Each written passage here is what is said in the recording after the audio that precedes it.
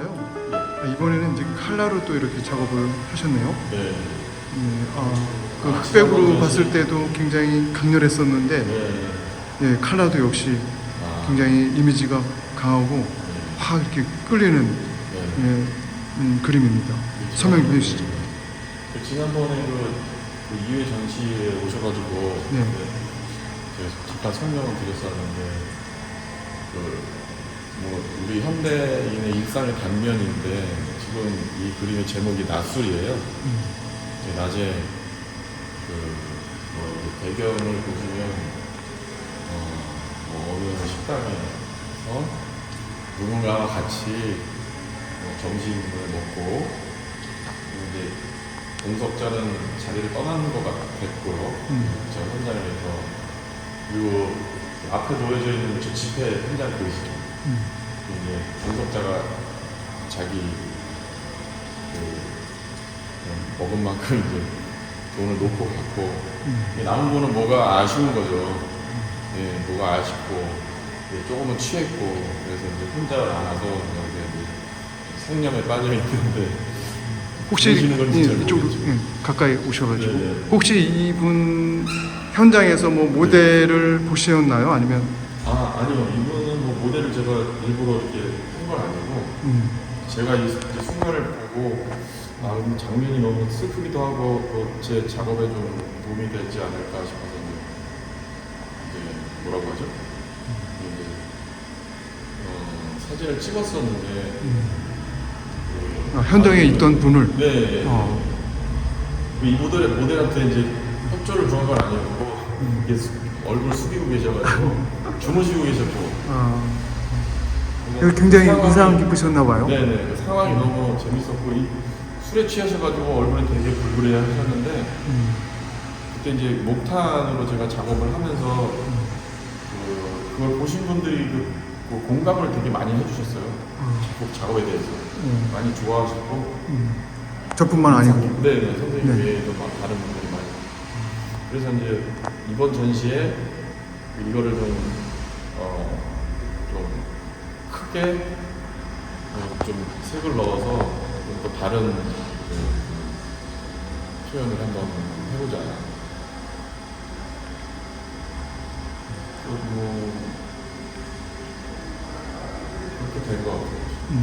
그리고 이게 굳이 많은 설명이 필요한 작품은 아니고 보시면서 그냥 느낌이 오는 거죠. 다 유튜버에서 경험이 있었던 상황이고 어느 동네에 외진 백반집에 가면 점심때 가끔 이런 분들이 있지 않을까 그런 생각. 여기는 또 이렇게 좀 화사한 뭔가 스토리가 있는 것 같아요. 네, 이야기가 느껴지는데 이런 어떤 영감을 받으셨는지. 이 작품은 이제 그 내용을 좀 보시면 미열이라는 제목이고 이제 부인이겠죠. 미열이 있는데 남편이 옆에서 보살펴주고 있는 따뜻한 장면. 근데 이거를 좀 담백하게 표현하고 싶어가지고 그 색도 많이 절제하고 느낌만 좀 이렇게 표현을 했던 작품이에요. 몸이 좀 아픈 거지만 누구나 다 몸도 아프고 마음도 아프고 살아가다 보면은 누군가가 누구를 케어하면서 세상을 살아가잖아요. 그 단면이죠. 인간이기 때문에 뭐 굳이 이거를 부부관계라고 설정을 안 하더라도 누군가 아프면 누군가를 매만져줘야 되는 그 인간이 살아가는 게 아닌가. 그러면서 이게 굉장히 아픈 장면이지만 그림은 이렇게 화사한 밝은 분위기의 계통으로 위로를 주는 것 같아요. 이 색도 보면은 이렇게 몇 가지 색을 안 쓰고 굉장히 담백하게 표현했어요. 어쩌면 이 만화 같은, 만화 같은 장면. 친근감이 있게. 저는 이게 사진처럼 너무나 이렇게 닮으셔가지고 네. 이건 자화상인데. 예, 자화상인데 너무 이렇게 닮으셔서 예. 깜짝 놀랐어요. 이 사진 아닌가 할 정도로. 어떻게 이렇게 자화상을 그리시게 됐어요? 자화상은 이제 주로 작가들이 많이 그리는 소재이고요. 네. 제가 자화상을 그리는 이유는 이제 나에 대한, 그러니까 내가 나를 너무 모르고 있지 않나. 그러니까 막연하게 떠올리는 나의 모습이 어쨌든 내가 나를 직접 볼 수는 없잖아요. 누구든지. 선생님도 선생님 거울을 통해서 보듯이 저도 거울을 통해서 보는 거고, 이런 이제 외적인 형상 말고 내가 나를 그리면서 또 나의 이 모습에서 나의 생각, 그리고 내가 이 작업을 하면서 또 가져야 될 방향성, 이런 것들에 대해서 자꾸 고민을 하게 되는 시간이라고 할까요? 예. 이 작품은 특히나 뭐 이렇게 기법적인 면에서도 이렇게 막 화려하게 막 입체적으로 또는 막 리얼리티하게 이렇게 그렸다기보다는 약간 그 동양화 약간 그 식으로 약간 담체 느낌이 나게 유화긴 유화지만 그 색을 많이 좀 절제하고 예전 우리 그 조선시대에 많이 그 내려오는 초상화 기법 있잖아요. 네네. 그거 보면은 얼굴색을 단색으로 칠하고 그 위에 간단 명료하게 명암을 넣고 눈, 코, 입의 형태를 아주 리얼하게 표현을 했었던 그 초상화 보면 정말 그 사실주의 바탕을 한 건데 굉장히 담백하게 문인화식으로 표현을 했어요. 그러니까 선도 담백하고 뭐 붓터치도 막 이렇게 보이는 게 아니라 이제 아주 단순 명료하지만 아주 사실적으로 그런 느낌을 하려고, 이게 소재가 유화인데 그래서 제가 그런 식으로 접근을 했었어요. 이게 좀 달라요. 제가 이런 작품을 이게 이제 데코에다 이렇게 그리면서 느꼈던 것이 역시 우리가 이제 우리 선조들이 그렇게 표현을 했던 것에 좀 매료됐다고 할까요? 이제 서양화 기법이지만 선조들이 그걸 표현했던 그 담백한 맛, 이게 나를 너무 드러내는 게 아니고 약간 이게 겸손하게 표현한다고 할까요? 그런 느낌에서 작업을 하면서 즐거웠어요. 나 자신에 대한 정체성. 혹시 동료 화가분들이 보시고 뭐라고 그러세요? 팔지 말라. 어? 팔지 말라고. 아, 이 그림은 누가 사지도 않을 거지만 팔지 마시라고. 너무 너다 그러려고 하지 말라. 가지고 있으라고. 그러시구나. 네, 근데 좋은 칭찬으로 들렸어요. 네네. 너무 너다.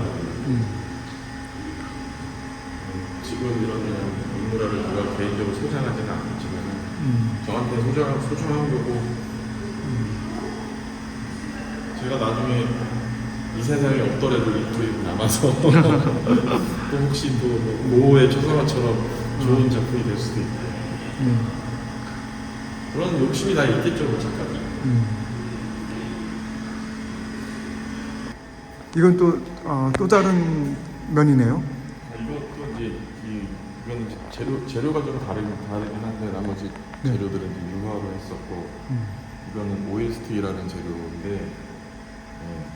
오일스틱이라는 이건 이제 작업하시다가 이렇게 구상하시는 모습이에요? 네, 맞아요. 그냥 좀 즉흥적인 어떤 터치나 그런 느낌을 좀 강조했고, 그리고 제 그림이 예전에 그림이 좀 어두웠다면 이 그림은 좀 밝은 터치로 표현했고, 뭐 도내하고 있는 장가의 모습을 제가 이 의자를 되게 좋아하거든요. 네네. 캠핑 의자. 캠핑 의자. 네.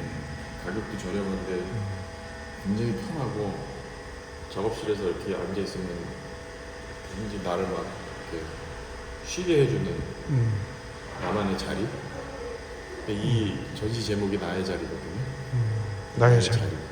이게 뭐 사회적인 스탠스도 있지만은 어떤 나를 편하게 쉬게 해주는 내지 내가 지금 현재 나의 위치, 네. 뭐 작가로서 새롭게 뭔가를 하려고 하는 나는 과연 무엇을 해야 되는지 이런 데 그런 걸 좀 고민하는 모습을 저는 이제 아까 그 낮술 장면에서 네, 그 연상이 되죠. 연상이 됐습니다. 좀 네. 그 장면하고 그치, 이제는 이제 작가님이 이렇게 그 낮술의 주인공처럼 네. 이렇게 고뇌하고 계시는구나. 근데 진짜로 네. 저 낯설 장면을 보면서 동질감을 안 느낀 사람 아무도 없을걸요? 네. 저게 나일 수 있다 다 생각할 거예요. 네. 그러니까 공감이 가고 음. 그래서 저 그림을 좋아하시는 것 같았어요. 예전에. 네. 그러시군요. 네. 많은 분들이 좋아하시고. 그래서 여기 관련돼서 제가 의자 좋아해서 그렇죠. 네네. 이렇게 의자들을 이렇게 특별히 저번에 같이 전시를 했던 네, 이거 작품들. 네. 이게 어떤 상황들. 이거는 이제 되게 뭐라고 할까 좀 이건 이제 다 벌거벗은 모습 같아요. 그러니까 이제 형식보다는 내용을 이제 보여주기 위해서 그린 거기 때문에 네. 이게 보면은 이제 이 작가거든요. 네? 작가 본인이고요. 작가 본인. 네. 이걸 작업을 하고 있는데 이건 이제 어떤 머릿속에 떠오르는 구상이죠. 구상. 근데 누군가가 나를 이렇게 내려다보고 있어요. 내려다보고 있다. 네. 그래서 이 작가는 항상 누군가의 감시를 받는 느낌을 받는 거죠. 아, 그런 그런. 이 작가는 스스로 내가 뭔가를 그린다고 할 때 자유롭게 표현을 못해요. 아, 왜냐면은 누군가 나를 감시하고 있기 때문에. 그래서 이게 스스로 자기를 검열하고 있는 거예요. 내 내면에서부터. 그러니까 그렇군요. 고통스러운 거죠 이게. 나는 자유롭게 그리고 싶은데 이게 내 스스로 뭔가 검열을 받고 있는 어려움 속에 빠져 있는 거죠. 이거는 이제 정화라는 내용이에요. 정화. 전파? 정화. 이제 이게 아까 제가 얘기했던 그 치료받는 과정을 좀 단순화시켜서 표현하는. 아, 치료받는 과정. 예.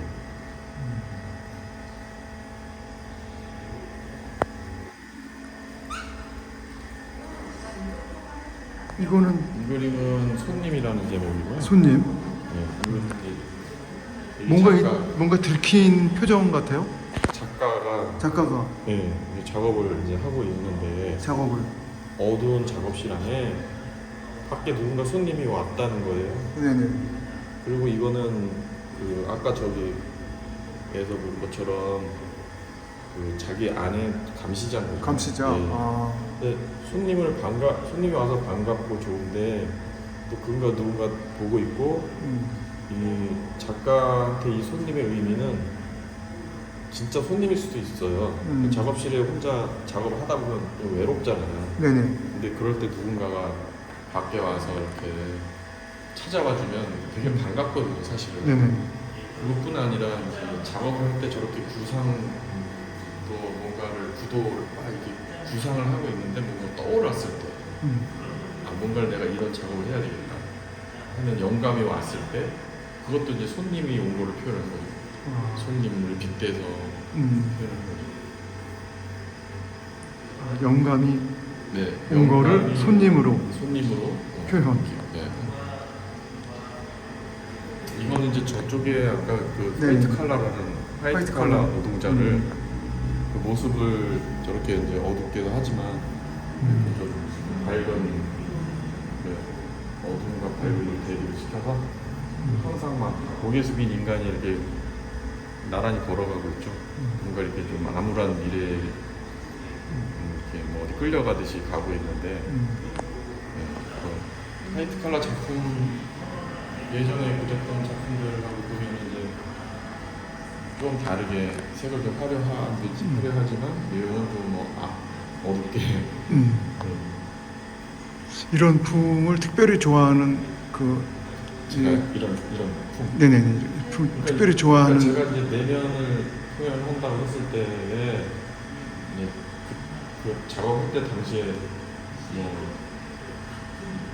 이런 방식을 택했던 것 같아요. 제가 이건 뭐 그건 잘 모르겠어요. 이게 이제 그때의 그런 기분이었고, 나는 이 세상에 막 혼자인 것 같은 느낌도 들고, 누구나 다 외롭고 우주 공간에 막 떠 있는 인간 아닌가 막 이런. 그래서 좀 배경도 좀 어둡게 해봤고. 이건 이제 2회 때 봤고 네. 이 새로운 작품이네요. 이게 새로운 아. 이거는 이제 제목이 그 12구예요. 네? 12구. 12구? 그 이태원. 아 이태원 참사, 예. 이태원 참사 그렇구나. 예. 아. 그걸 이제 제가 나름대로 이렇게 조형적으로 한번 상상을 해본 거죠. 상상을. 네, 그 당시의 상황과 그리고 이제 돌아가신 분들에 대한 또 내 방식의 어떤 묵념 같은 거 뭐 이런 느낌으로 했고, 또 이제 기법적인 면에서는 그 박수근 화백의 박수근 화백. 네. 그 화백의 그 뭐라 하나 그 마띠에르 느낌?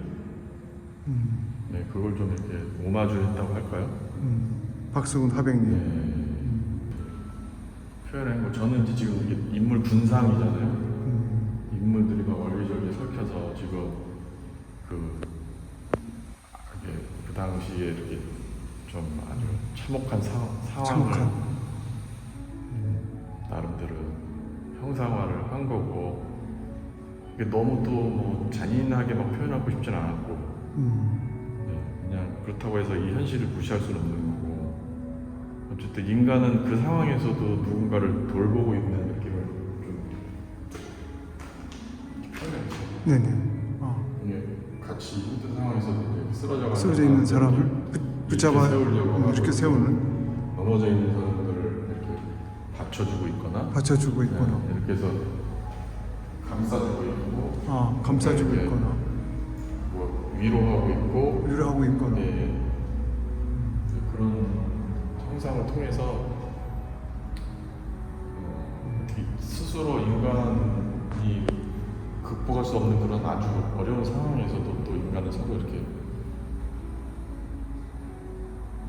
근데 뭐 굳이 여러 번 말보다는 좀 참혹한 상황인데 이걸 작품으로 해서 이게 과연 내가 표현을 할 수 있을까 뭐 이런 생각도 많이 들었어요, 사실. 예.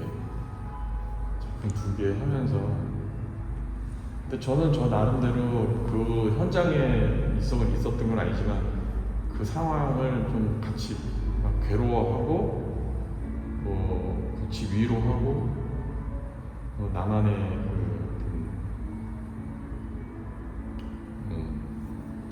이분들을 좀 뭐라고 해야 되나,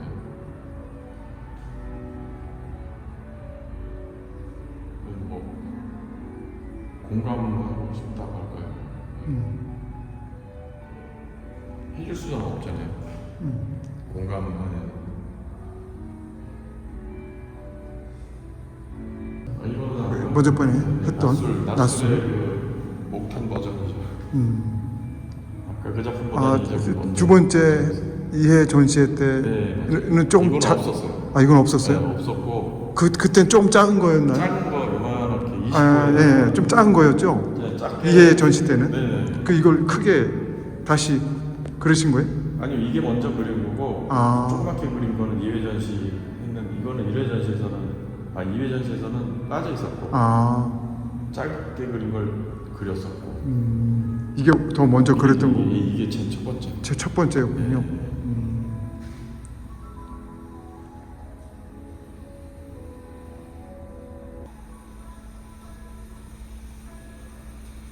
이것도 이건 새 작품입니다. 이해 때는 여러 명이 나왔던 것 같은데. 그때는 이제 그 배경이 좀 어두웠고 이번에는 인물을 좀 부각시키려고 좀 바뀌고 있죠. 내용은 같아요. 화이트 칼라라는 제목이고 현대의 화이트 칼라 노동자들의 현실이 이게 녹록지가 않잖아요. 왜 이렇게 슬픈 그림만 그리냐 그러는데 그냥 현실이 저는 너무 슬퍼요 요새. 와, 예전에 화이트 칼라는 로망이었잖아요. 그렇죠. 나는 공장에서 노동자보다는 나는 넥타이 부대가 좋아. 열심히 공부해서 대기업에 들어가고 좋은 회사 들어가서 월급 받고 사는 게 꿈이었는데 요즘에는 세상이 너무 어려워져가지고 이제 화이트 칼라의 모습은 하고 있지만 계약직 노동자들이 태반이에요. 계약직 노동자. 정규직이 아니라. 그러니까는 언제 잘릴지 모르고 뭔가 내가 성과를 내도 이것이 이제 올 곳이 내 것이 아닌 거죠. 그래서 보장을 받고 뭐 직급이 올라가서 향후에 안정된 미래가 보장됐던 과거 세대와는 다르게 지금은 내가 써먹을 때까지 써먹고 필요 없으면 언제든지 잘릴 수 있는 그런 계약직 노동자들이잖아요. 그게 그 상황이 너무 슬퍼서 그걸 좀 단면적으로 태어나고 있는 모습을 약간 좀 힘들고 지치고 좀 미래가 없는 슬픈 표정. 거기서도 물론 이제 또 희망을 찾고 이제 살아가는 게 인간이긴 하지만 어쨌든 저는 이제 그 단면의 어떤 노동자들의 전형적인 어떤 모습을 좀 표현하기 위해서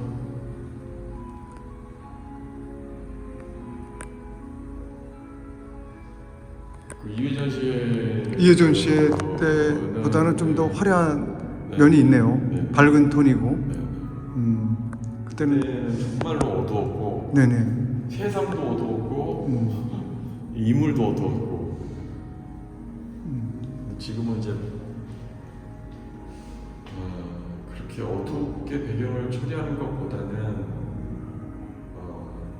좀 인물을 좀 부각시키기 위해서 좀 밝고 경쾌하게 그러니까 붓터치는 좀 거칠게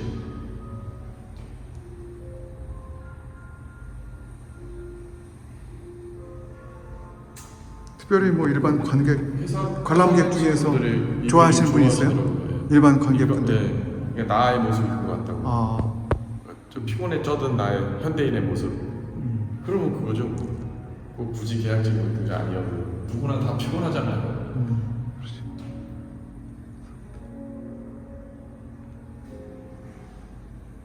저는 양복이 주는 저는 느낌이 되게 이중적인 것 같아요. 다양한 면을 보여주는 것 같아요. 화려하고 뭔가 남자만의 어떤 멋을 보여주고 그렇지만 또 제복으로서의 양복은 피곤하고 나를 얽매고 나를 옥죄는 그런 두 가지 양면성이 있다는 생각이 들어요. 그러면 이 작품